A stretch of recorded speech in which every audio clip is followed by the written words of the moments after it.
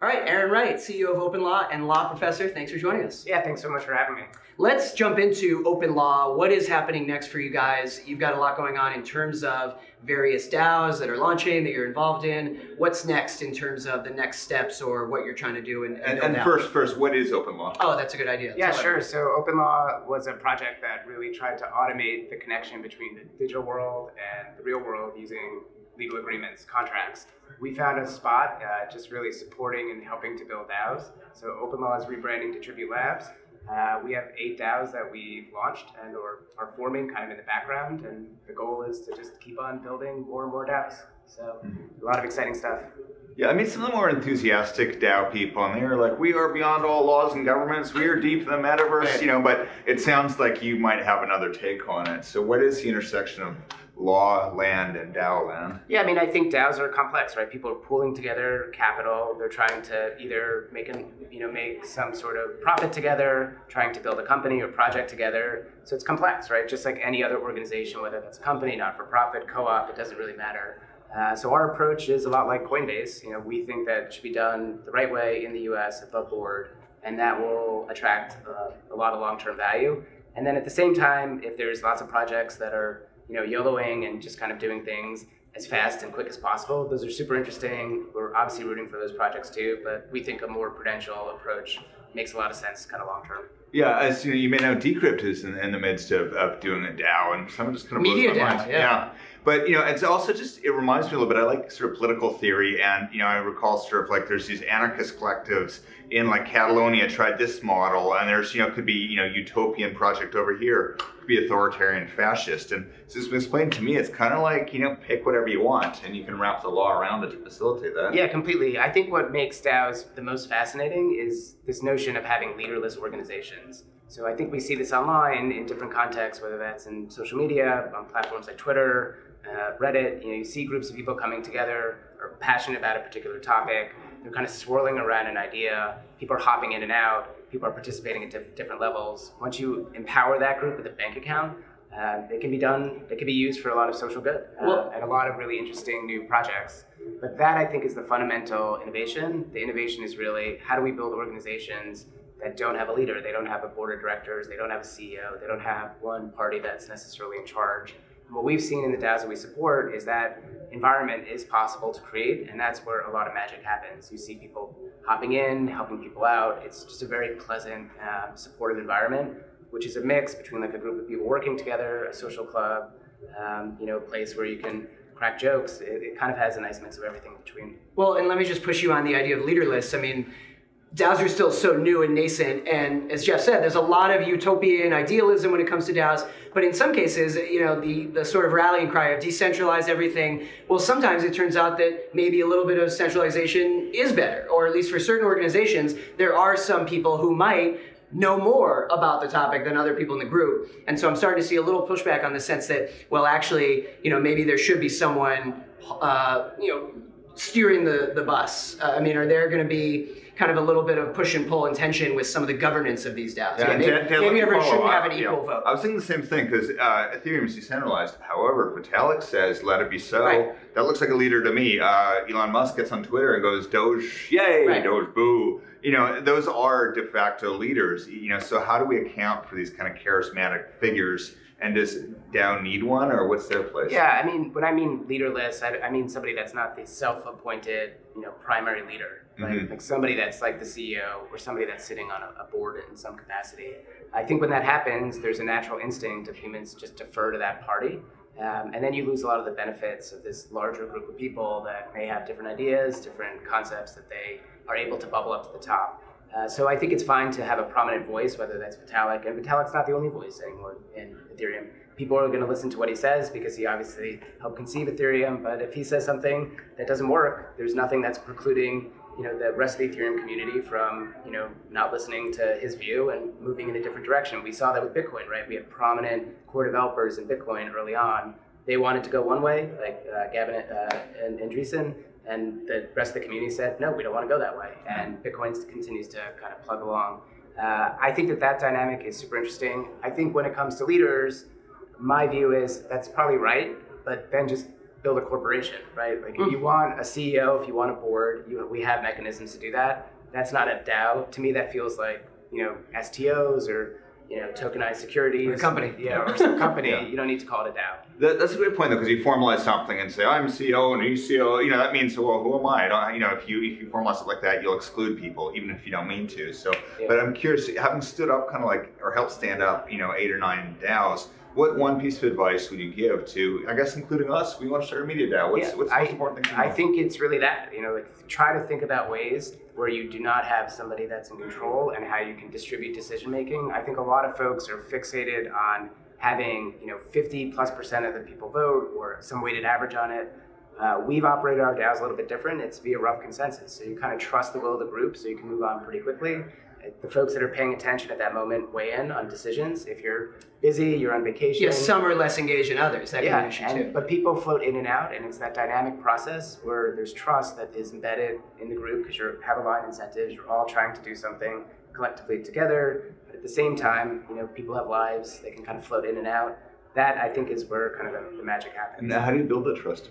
I think you build it through, a community, and we spent a lot of time there, and that was the second point I was going to raise on stitching together the community. So making sure that there's, digital connections, in-person connections, making sure that people are communicating with one another. Our company, Tribute Labs, we really focus on that aspect, right? We almost act as like a mod on a subreddit or a whip in Congress where we can focus people's attention on certain votes, get people to pay attention so that there's enough chatter, and it's that kind of experience that I think really makes these things sing. And where do we find, I want to move on a sec, but where do we find Open Lab? I guess it's now called Tribute. Is there a website or Discord, or how do you learn? Yeah, so best place is on Twitter. We do things very low key, but there's 8 DAOs. There's the Lao, Flamingo, Neptune.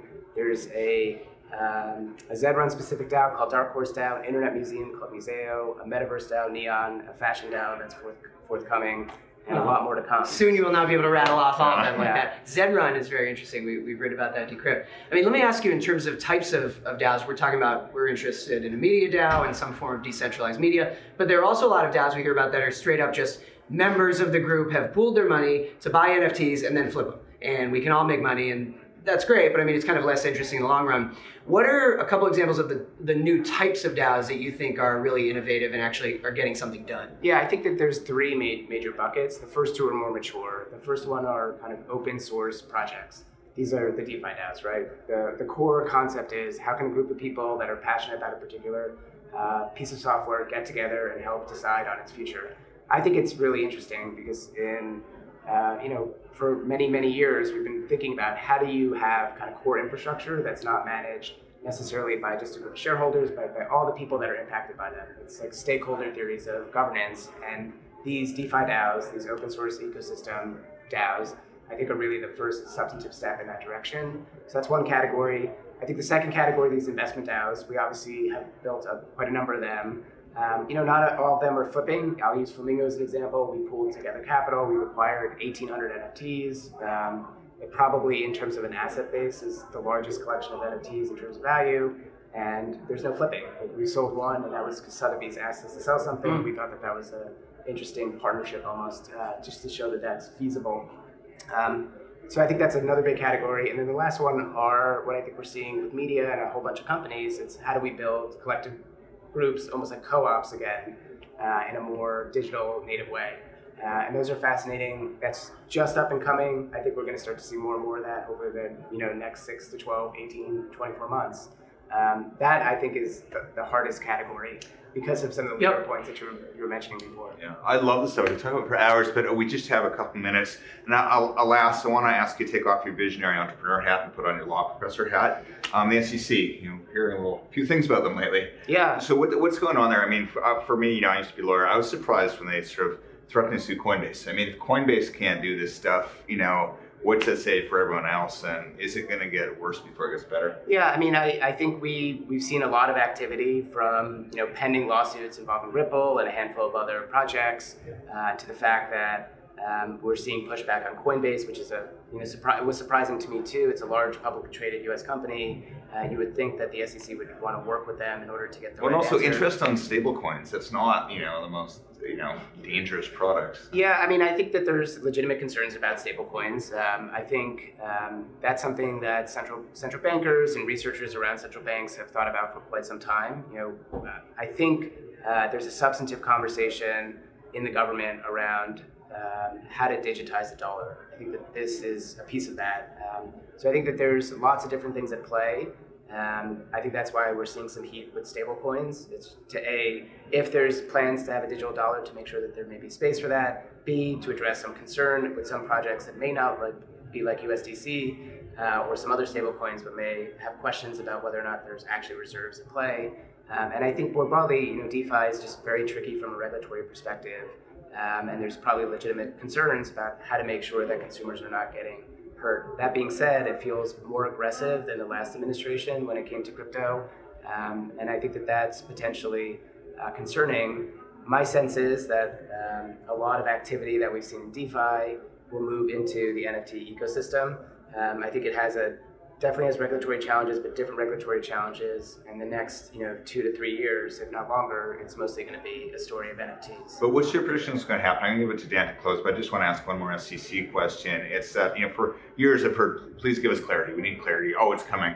It's not coming. It looks like they're going to get more aggressive. And then I think the Ripple lawsuit we've talked about before, is that going to break the dam? I mean, something's got to give, right? Either Congress has got to do something, or it's going to happen in court. That's my best guess at this point, because the SEC is not going to play ball. What do you think? I mean, I think that ultimately courts are the ones that set the law. They interpret things and they provide that clarity. It's difficult for a regulatory body like the SEC to provide clarity, in part because they may not have clear, unified answers and approaches on it. And by setting down certain guidelines or frameworks, the market will pretty much poke holes in it and look for loopholes. So that approach hasn't actually been something that the SEC has been inclined to do. During the 2016 to 18 token boom, they went to the took the extraordinary steps of actually articulating in more detail a lot of really interesting factors and other points that different projects could consider if they were thinking about tokenization in some capacity. But I think now it's going to have to go through the courts, and maybe that's a better thing. We can have courts look at this, we can look at the facts.